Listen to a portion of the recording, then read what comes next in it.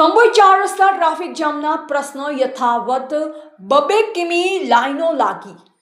Siyori Patan highway પર કંબોઈ 4 રસ્તા પર આજરોજ પણ ટ્રાફિક જામના દ્રશ્ય જોવા મળ્યા હતા।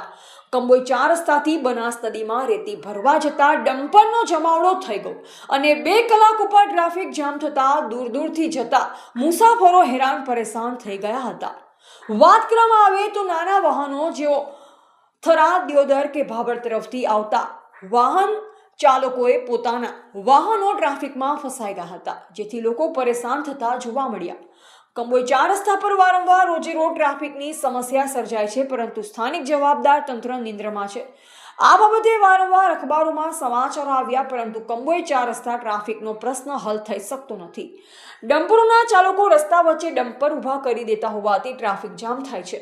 સિહોરીની ટ્રાફિક પોલીસ મહેનત કરી ટ્રાફિક નિયંત્રણ લાવવા મથામણ કરી રહી છે, પરંતુ ડમ્પરના ચાલકો મન ફાવે તેમ ડમ્પરો ઊભા રાખી દે છે। આ બાબતે આરટીઓ પણ ધ્યાન લેવું જોઈએ કે કંબોઈ 4 રસ્તા ચેકિંગ રાખી તમામ ડમ્પર ચેક કરવા જોઈએ। ડ્રાઈવરના લાયસન્સ, પરમિટ, વજન તેમજ આરટીઓએ કડક કાર્યવાહી કરવી જોઈએ।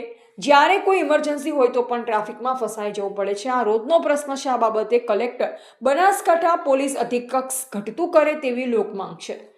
રિપોર્ટર રામજીભાઈ રાયગોર, બનાસકાંઠા।